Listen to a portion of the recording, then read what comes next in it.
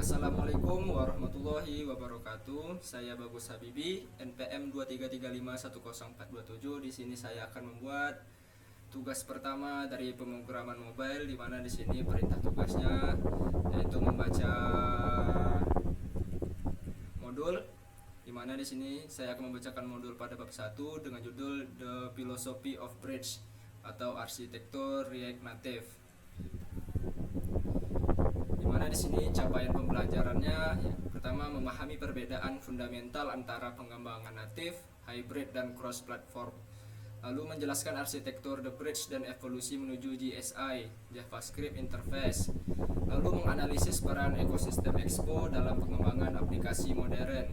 Lalu menyiapkan lingkungan pengembangan yang robust dan standar industri.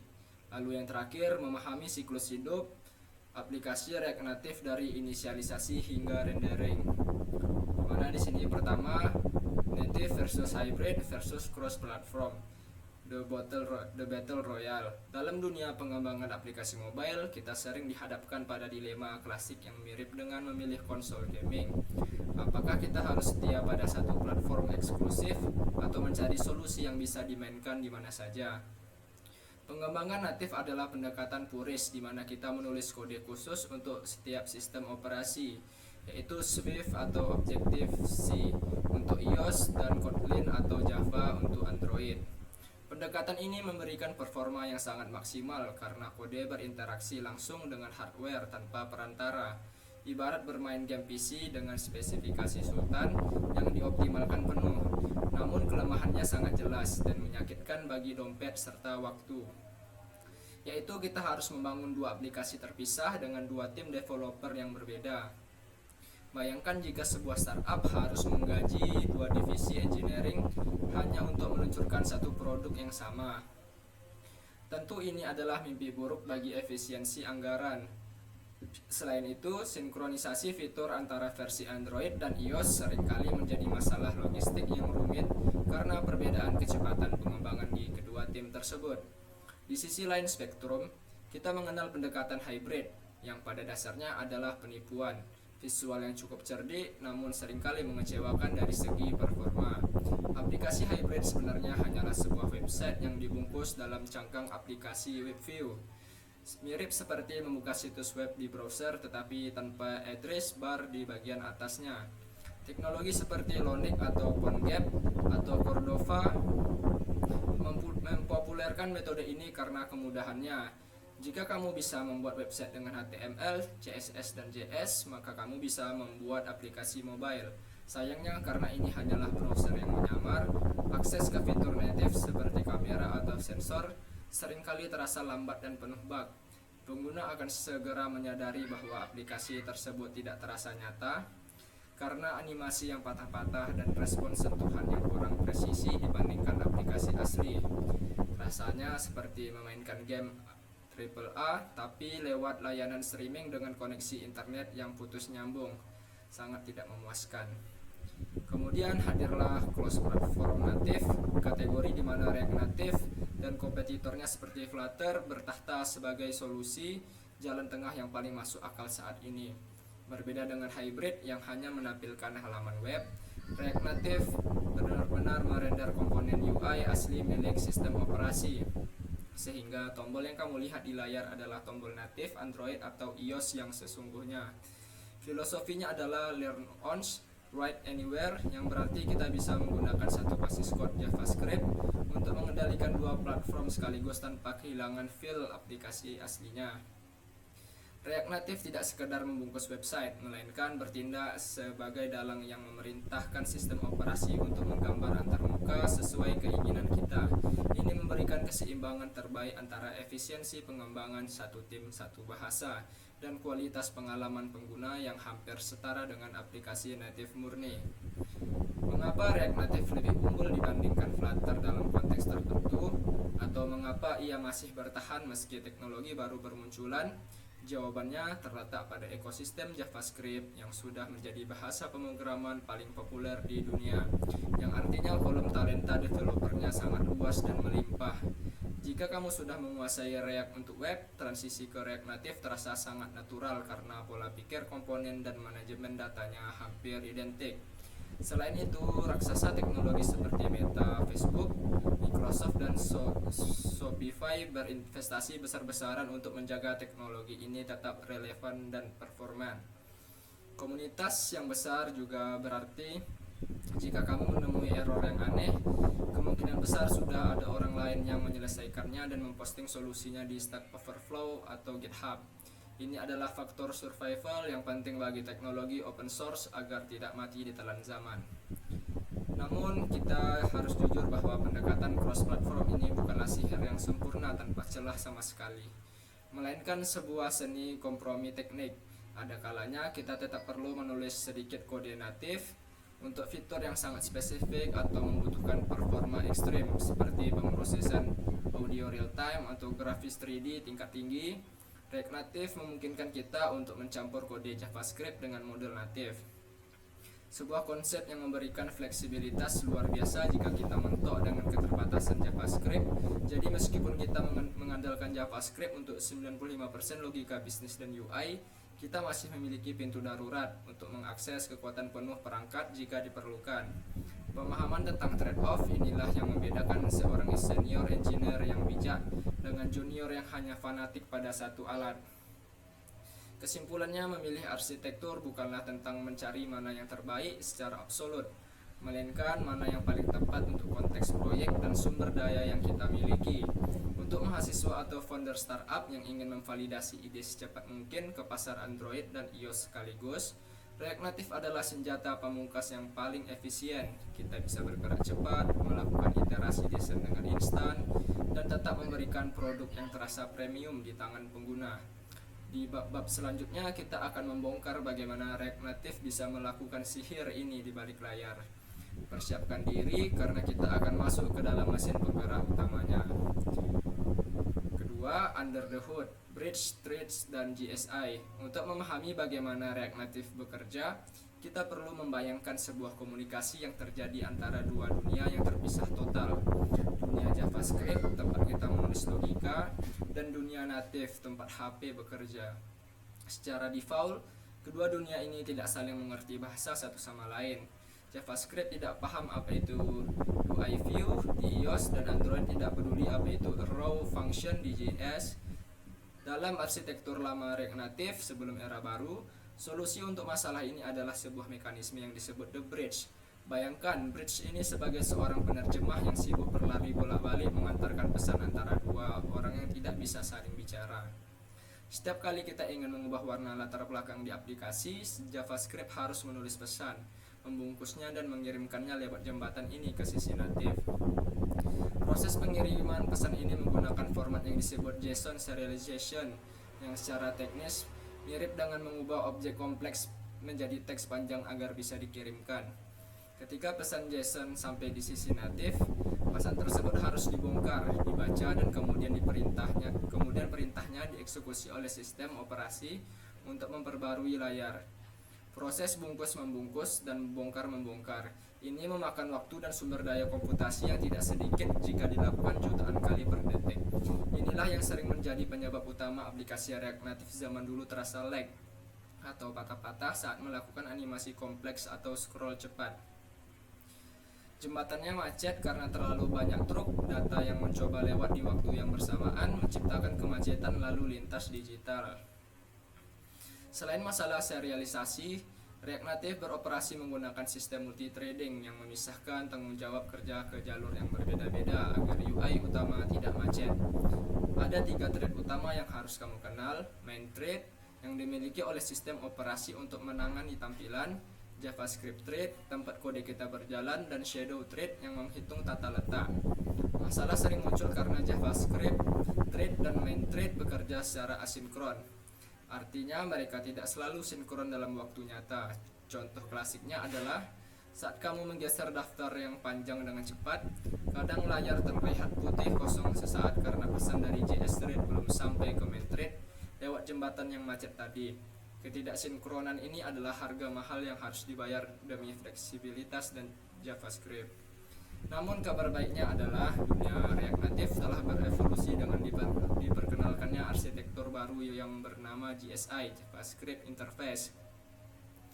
GSI ini adalah game changer yang menghapuskan konsep jembatan lambat tadi dan menggantinya dengan komunikasi langsung. Dengan GSI, kode JavaScript kita bisa memegang referensi langsung ke objek C++, seolah-olah JavaScript memiliki kekuatan super untuk menyentuh memori natif secara langsung. Analogi mudahnya, jika dulu kita harus mengirim surat lewat pos untuk menyuruh teman menyalakan lampu, sekarang kita punya kendali telekinesis untuk menyalakan lampu itu sendiri secara instan. Ini menghilangkan kebutuhan untuk serialisasi JSON yang berat, membuat komunikasi antara JS dan native menjadi ribuan kali lebih cepat dan efisien. Bersama dengan GSI, hadir juga konsep Fabric, sistem rendering baru, dan turbo modules yang semakin memperkuat fondasi performa React Native modern. Fabric memungkinkan UI untuk dirender secara sinkron jika diperlukan, memprioritaskan interaksi pengguna di atas tugas-tugas lain yang kurang penting, sehingga masalah blank space saat scrolling bisa diminimalisir. Turbo Modules memungkinkan aplikasi untuk membuat modul natif hanya saat dibutuhkan saja, bukan membuat semuanya di awal yang membuat aplikasi lambat terbuka. Dengan arsitektur baru ini, batas performa antara aplikasi React Native dan aplikasi native murni menjadi semakin tipis, bahkan nyaris tidak bisa dibedakan oleh mata telanjang. Sebagai developer zaman now, memahami pergeseran dari The Bridge ke GSI ini penting agar kita tahu mengapa kode kita bisa berjalan dengan mulus. Meskipun detail teknis C++ dan trading ini terdengar mengintimidasi, kalian tidak perlu menulis kode C++ secara manual untuk menikmati kelebihannya. Komunitas dan tim inti React Native telah membungkus kerumitan ini di balik API yang rapi, sehingga kita tetap bisa menulis JavaScript yang bersih dan elegan. Poin pentingnya adalah memahami bahwa di balik kemudahan view dan teks yang kita tulis, ada orkestrasi rumit yang terjadi untuk memastikan performa tetap terjaga. Pengetahuan arsitektural ini akan berguna saat kalian harus melakukan debugging masalah performa di aplikasi skala besar nanti. Jangan hanya jadi coder yang mengetik, jadilah engineer yang paham mesin apa yang sedang kalian kendarai. Lalu masuk ke bagian 3, the Expo Ecosystem, the cheat code. Jika React Native adalah mesin mobil balap yang canggih namun rumit untuk dirakit, maka Expo adalah mobil yang sudah dirakit lengkap, dituning dan siap digaspol langsung dari showroom. Dulu memulai proyek React Native murni adalah mimpi buruk bagi pemula karena kita harus menginstal Android Studio, Xcode, Cocoa Pods, dan bergelut dengan konfigurasi Gradle yang sering error tanpa alasan yang jelas. Expo hadir untuk menyelesaikan penderitaan dengan menyediakan seperangkat alat, toolchains yang mengabstraksi kerumitan konfigurasi natif tersebut. Dengan Expo, kita tidak perlu menyentuh folder Android atau iOS sama sekali di awal pengembangan, karena Expo yang akan mengurusnya untuk kita. Ini seperti menggunakan cheat code di dalam game untuk melewati level tutorial yang membosankan dan langsung masuk ke aksi utamanya. Salah satu fitur ajaib dari ekosistem ini adalah aplikasi Expo Go, sebuah aplikasi yang bisa kamu unduh di Google Play Store atau Apple App Store di HP fisikmu. Expo Go berfungsi sebagai kontainer atau wadah yang bisa menjalankan kode JavaScript yang kamu tulis di laptop secara real time tanpa perlu kabel data. Bayangkan betapa cepatnya proses development. Kamu ubah warna tombol di VS Code, tekan simpan, dan boom, tampilan di HP-mu berubah dalam hitungan milidetik berkat fitur fast refresh. Ini memangkas waktu compile yang biasanya memakan waktu bermenit-menit di pengembangan native konvensional menjadi nyaris nol. Bagi mahasiswa yang laptopnya memiliki spesifikasi kentang, Expo Go adalah penyelamat karena beban kompilasi yang berat tidak terjadi di laptop, melainkan dijalankan oleh engine yang sudah ada dalam aplikasi Expo Go tersebut. Namun Expo bukan hanya soal kemudahan di awal, mereka juga menyediakan layanan cloud yang disebut EAS, Expo Application Service, yang sangat powerful untuk skala industri. EAS will memungkinkan kita untuk membuat file instalasi aplikasi di server milik Expo, bukan di laptop kita sendiri. Ini artinya kamu bisa membuat aplikasi iOS meskipun kamu menggunakan laptop Windows atau Linux, sesuatu yang mustahil dilakukan jika menggunakan cara tradisional tanpa memiliki MacBook. EAS bertindak sebagai pabrik jarak jauh yang menerima pesanan kode kita. merakitnya dan mengirimkan kembali tautan untuk mengunduh aplikasi yang sudah jadi. Fitur ini mendemokratasi pengembangan aplikasi mobile, memastikan bahwa siapapun bisa merilis aplikasi ke App Store tanpa terhalang tembok eksklusif perangkat keras Apple. Selain itu, Expo memiliki fitur OTA (Over the Air) updates yang memungkinkan kita mengirimkan perbaikan bug atau fitur baru langsung ke HP pengguna tanpa harus menunggu proses review dari Apple atau Google yang lama. Bayangkan ada bug kritis di aplikasimu yang membuat aplikasi crash. Dengan OTA updates, kamu bisa memperbaiki kode JS-nya, mengirimkan update via EAS update, dan saat penggunaan membuka aplikasi berikutnya, perbaikan itu sudah terunduh otomatis. Ini mirip seperti game online yang melakukan patching kecil saat loading screen, memastikan semua pemain mendapatkan versi terbaru tanpa perlu pergi ke toko aplikasi. Kemampuan ini memberikan agilitas luar biasa bagi tim pengembang untuk merespons masalah di lapangan dengan kecepatan kilat.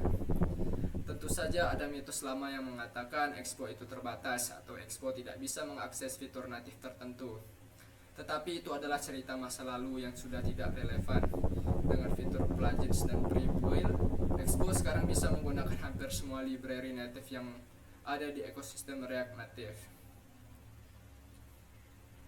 Bahkan yang membutuhkan pengeditan kode native sekalipun, konsep ini disebut continuous native generations, di mana folder native Android dan iOS tidak disimpan permanen di proyek kita, tetapi dibuat ulang setiap kali kita mau melakukan build. Ini menjaga proyek kita tetap bersih, ringan, dan mudah di-maintain karena kita hanya fokus pada kode JavaScript dan konfigurasi JSON saja. Jadi untuk mata kuliah ini dan mungkin untuk sebagian besar karir profesionalmu nanti, kita akan menggunakan Expo Managed Workflow sebagai standar utama, bukan karena kita malas, tetapi karena kita cerdas memilih alat yang memaksimalkan produktivitas, meminimalkan sakit kepala yang tidak perlu. Industri saat ini pun sudah bergeser, banyak perusahaan besar migrasi ke Expo karena kemudahan maintenance jangka panjangnya.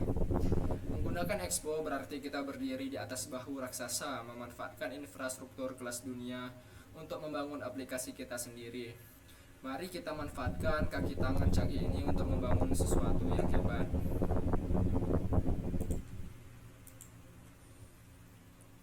Yang keempat, environment setup strategi, miss and place. Sebelum kita mulai memasak kode yang lezat, kita perlu melakukan miss and place, istilah kuliner Perancis yang berarti menempatkan segalanya pada tempatnya. Dalam konteks programming, ini berarti menyiapkan development environment atau lingkungan kerja yang stabil agar kita tidak terganggu oleh error konfigurasi saat sedang asyik coding. Komponen pertama dan terpenting yang harus diinstal adalah Node.js yang berfungsi sebagai mesin untuk menjalankan JavaScript di luar browser. Pilihlah versi LTS karena versi ini adalah yang paling stabil dan didukung oleh mayoritas library di ekosistem React Native. Jangan tergiur menggunakan versi terbaru yang ganjil kecuali kamu siap menghadapi ketidakstabilan demi fitur eksperimental. Selanjutnya kita membutuhkan Git, sistem pengontrol versi yang bertindak sebagai save point atau mesin waktu untuk kode kita. Tanpa Git, satu kesalahan fatal bisa menghapus kerja kerasmu selama seminggu tanpa jejak. Dan itu adalah tragedi yang harus dihindari. Membiasakan diri melakukan commit secara rutin bukan hanya best practice, tapi juga etika dasar dalam bekerja tim. Selain itu, untuk pengguna macOS, disarankan menginstal Watchman sebagai sebuah alat buatan Facebook yang bertugas memantau perubahan file di hard drive. Watchman bekerja jauh lebih cepat dari pemantau file standar, memastikan bahwa saat kamu menekan tombol save, simulator langsung bereaksi tanpa jeda yang menyebalkan. Pemilihan kode editor atau EDI juga sangat krusial dan standar industri saat ini jatuh pada Visual Studio Code (VS Code). VS Code bukan sekedar editor teks, tapi sebuah ekosistem yang diperkuat dengan berbagai extension bermanfaat seperti ES7+, React atau Redux atau React Native, snippets untuk mempercepat pengetikan, dan Prettier untuk merapikan kode secara otomatis. Mengonfigurasi editor agar nyaman di mata, pilihan tema yang bagus, Dan efisien di jari adalah investasi waktu yang akan terbayar berkali-kali lipat. Jangan lupa juga untuk menyiapkan terminal yang bagus, entah itu terminal bawaan VS Code atau terminal eksternal seperti eTerm2 atau Windows Terminal, karena kita akan banyak menggunakan perintah CLI. Meskipun kita akan menggunakan Xbogo di HP fisik, memiliki emulator atau simulator di laptop tetaplah penting untuk pengujian cepat.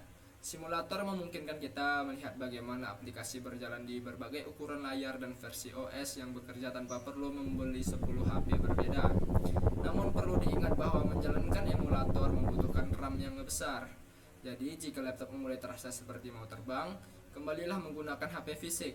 Keseimbangan antara penggunaan simulator dan real device adalah kunci menjaga kesehatan laptop dan kewarasan developernya. Terakhir, kita perlu memastikan akun Expo sudah dibuat dan terhubung melalui CLI di terminal kita. Melakukan npx Expo login adalah langkah awal untuk menghubungkan lingkungan lokal kita dengan layanan Cloud Expo yang sudah dibahas sebelumnya. Pastikan juga jaringan internetmu stabil dan jika memungkinkan berada di jaringan yang sama antara laptop dan HP untuk kelancaran proses tunneling data. Seringkali masalah aplikasi tidak mau connect disebabkan oleh hal sepele seperti koneksi WiFi yang berbeda atau firewall yang terlalu agresif memblokir port komunikasi. Menyiapkan lingkungan kerja mungkin terasa membosankan dan teknis, seperti menyusun kabel sebelum konser musik dimulai, tapi ini adalah fondasi dari segalanya. Lingkungan yang rapuh akan menghasilkan frustasi yang tidak berujung, sementara lingkungan yang robust membuat proses coding menjadi mengalir dan menyenangkan. Anggaplah proses instalasi ini sebagai ritual inisiasi seorang developer. Setelah kamu berhasil melewatinya, tidak ada lagi yang bisa menghentikanmu untuk berkarya. Sekarang pastikan semua lampu hijau menyala di terminalmu karena kita siap untuk meluncur. Lalu bagian 5, React Native Lifecycle from Zero to Pixel. Pernahkah kamu bertanya-tanya apa yang sebenarnya terjadi dalam jeda waktu sepersekian detik antara saat kamu mengetuk ikon aplikasi hingga tampilan pertama muncul? Memahami siklus hidup atau life cycle inisialisasi aplikasi React Native adalah kunci untuk mengoptimalkan performa awal. Semuanya dimulai ketika sistem operasi memuat native binary aplikasi ke dalam memori, mirip seperti menyalakan mesin mobil. Pada tahap awal ini, main thread aktif dan mulai menyiapkan wadah kosong tempat aplikasi React Native akan digambar nantinya. Di saat yang sama, JavaScript engines mulai dipanaskan dan disiapkan untuk mengeksekusi kode. Langkah kedua adalah pemuatan JS bundle, yaitu satu file raksasa yang berisi seluruh kode JavaScript kita beserta semua library yang kita gunakan. Inilah mengapa aplikasi menjadi penting. Semakin besar kode kita, semakin lama waktu yang dibutuhkan untuk memuat dan memparsing bundle ini. Disinilah JavaScript thread mulai bekerja keras membaca instruksi demi instruksi dan mulai mengeksekusi logika awal aplikasi. Jika kita menaruh terlalu banyak logika berat di fase inisialisasi ini, aplikasi akan terasa lambat terbuka atau menampilkan layar putih terlalu lama. Oleh karena itu, praktik terbaiknya adalah melakukan pemuatan data berat secara lazy atau belakangan setelah UI utama muncul. Setelah kode JS tereksekusi, dimulailah proses pembentukan pohon, di mana React Native mulai menyusun hierarki komponen virtual. React akan menentukan komponen apa saja yang harus muncul pertama kali, apakah itu halaman login atau halaman home, beserta komponen anak-anaknya seperti tombol teks dan gambar. Informasi struktur ini kemudian dikirimkan ke sisi native untuk diubah menjadi tampilan nyata. Disinilah sihir itu terjadi. Instruksi view di JavaScript diterjemahkan menjadi view group di Android atau UI view di iOS. Proses ini disebut mounting, di mana komponen virtual akhirnya mewujud menjadi pixel yang bisa dilihat dan disentuh oleh pengguna. Setelah aplikasi tampil, kita masuk ke fase update atau re-render yang merupakan siklus hidup yang akan berulang terus-menerus selama aplikasi digunakan. Setiap kali ada perubahan data atau input dari pengguna, React akan menghitung ulang apa yang perlu berubah di layar. Kuncinya di sini adalah efisiensi. React Native berusaha keras untuk hanya memperbarui bagian layar yang berubah saja, bukan menggambar ulang seluruh halaman dari nol. Memahami kapan dan mengapa sebuah komponen melakukan re-render adalah skill vital untuk mencegah aplikasi menjadi lambat seiring bertambahnya fitur. Kita akan membahas teknik optimasi ini lebih dalam di bab-bab selanjutnya. Terakhir ada fase unmounting, yaitu ketika sebuah komponen dihapus dari layar. Misalnya saat pengguna berpindah dari halaman home ke halaman setting. Pada fase ini sangat penting untuk melakukan pembersihan seperti mematikan timer, membatalkan request data yang belum selesai, atau berhenti mendengarkan sensor GPS. Jika kita lupa melakukan pembersihan, akan terjadi kebocoran memori, di mana aplikasi memakan RAM semakin besar lama-kelamaan hingga akhirnya crash karena kehabisan memori. Ini seperti lupa mematikan keran air sebelum meninggalkan rumah. Awalnya tidak masalah, tapi lama-lama rumah bisa banjir. Memahami siklus hidup ini memberikan kita visi X-ray terhadap aplikasi yang kita buat. Kita tidak lagi melihat aplikasi sebagai kotak hitam misterius, melainkan sebagai serangkaian proses logis yang bisa diukur, diprediksi, dan dioptimalkan.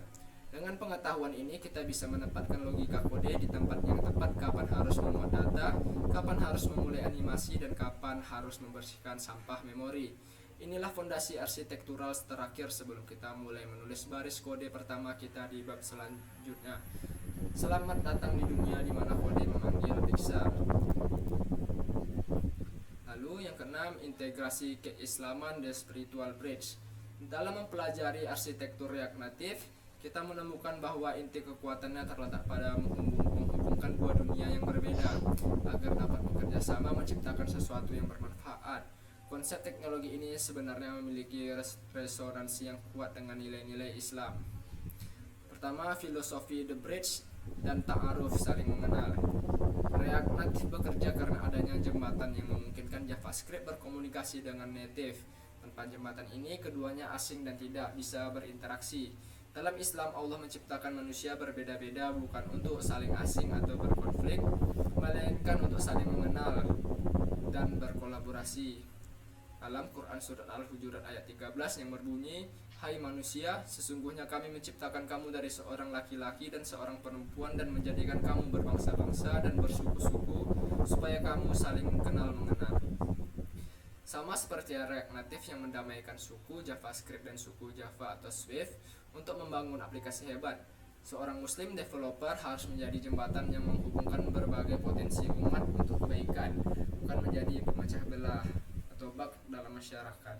2. Prinsip efisiensi, learn once, write anywhere, dan larangan mubazir. Salah satu alasan utama kita memilih React Native adalah efisiensi. Kita tidak perlu membuang waktu dan biaya untuk menulis dua kode yang sama. Kita menghemat sumber daya. Islam sangat membenci kesia-siaan atau mubazir. Efisiensi waktu dan tenaga adalah bentuk syukur atas nikmat umur yang diberikan Allah. Dalam Quran Surat Al-Isra ayat 26-27, "Dan janganlah kamu menghambur-hamburkan hartamu secara boros. Sesungguhnya pemboros-pemboros itu adalah saudara-saudara syaitan." Dalam konteks coding, memilih teknologi yang tepat seperti React Native untuk startup yang butuh cepat adalah bentuk pengamalan ayat ini. Kita tidak memboroskan umur untuk hal yang bisa diselesaikan dengan lebih cerdas. Lalu yang ketiga, environment setup dan konsep ITCON atau profesionalisme. Di bagian persiapan lingkungan kerja, kita belajar bahwa persiapan yang buruk akan menghasilkan error yang tidak berujung. Persiapan yang matang adalah kunci kesuksesan aplikasi. Rasulullah Shallallahu Alaihi Wasallam mengajarkan konsep ITCON, yaitu melakukan pekerjaan dengan seprofesional dan serapi mungkin. Sesungguhnya Allah mencintai orang yang jika melakukan suatu pekerjaan dilakukan dengan itqan, tepat, terarah, jelas, dan tuntas. Hadis riwayat Tabrani. Menyiapkan tools yang benar, merapikan struktur folder, dan memastikan instalasi bersih bukan hanya soal teknis, tapi juga manifestasi dari itqan. Seorang muslim tidak bekerja asal-asalan. Persiapan awalnya harus kokoh agar hasil akhirnya bermanfaat maksimal. Lalu yang terakhir, di sini saya akan menjelaskan rangkumannya. Berikut adalah rangkuman esensial dari bab 1 The Philosophy of Bridge yang membedah fondasi arsitektural React Native. Pertama, posisi unik React Native. React Native berdiri di tengah spektrum pengembangan aplikasi. Pertama, native, performa maksimal tapi mahal dan butuh dua tim terpisah. Lalu hybrid, Ionic atau Cordova, murah dan cepat tapi hanya website yang menyamar sehingga performa sering lag. Lalu React Native, cross platform, solusi yang jalan tengah terbaik menggunakan JavaScript untuk logika tetapi memerintahkan sistem operasi untuk merender komponen natif asli. Hasilnya adalah aplikasi yang terasa premium dengan efisiensi kerja satu bahasa. Kedua, evolusi arsitektur dari karir ke telekinesis, The Bridge Olgen. Arsitektur lama mengandalkan jembatan di mana JavaScript dan natif berkomunikasi dengan saling kirim pesan JSON. Ini lambat dan sering macet saat banyak data lewat, menyebabkan blank space saat scroll cepat. Lalu JSI, JavaScript Interface, New Gen. Arsitektur modern menghapus jembatan. JavaScript kini bisa memegang referensi langsung ke memori natif. Komunikasinya instan dan sinkron, ibarat punya kekuatan telekinesis untuk menyalakan lampu tanpa perlu mengirim surat ke saklar. Lalu yang ketiga, ekosistem Expo, jalan pintas legal. Menggunakan Expo adalah standar modern, terutama untuk pemula dan tim yang ingin bergerak cepat. Pertama, tanpa ribet, Expo mengurus konfigurasi rumit Android atau iOS di balik layar. Lalu Expo Go, aplikasi wajah untuk menjalankan codingan di HP fisik secara real time tanpa perlu kompilasi berat di laptop. Lalu EAS, Expo Application Service, layanan cloud untuk membuild aplikasi tanpa butuh laptop spek dewa. Lalu yang keempat, persiapan lingkungan, Mice and Place, kestabilan development environment adalah kunci. Node.js LTS, mesin utama JavaScript. Git, mesin waktu untuk code. VS Code, editor standar industri dengan eksistensi pendukung. Watchman, penjaga file agar perubahan kode terdeteksi instan. Lalu yang kelima, siklus hidup atau life cycle. Aplikasi React Native tidak muncul begitu saja. Prosesnya, pertama, OS memuat native binary, lalu mesin JS memuat JS bundle, lalu React menyusun virtual DOM, lalu terakhir instruksi dikirim ke sisi native untuk melakukan mounting. Memahami ini penting untuk mengoptimalkan waktu startup aplikasi. Baik, sekian dari saya. Apabila ada kesalahan mohon dimaafkan. Wabillahi taufiq wal hidayah. Wassalamualaikum warahmatullahi wabarakatuh.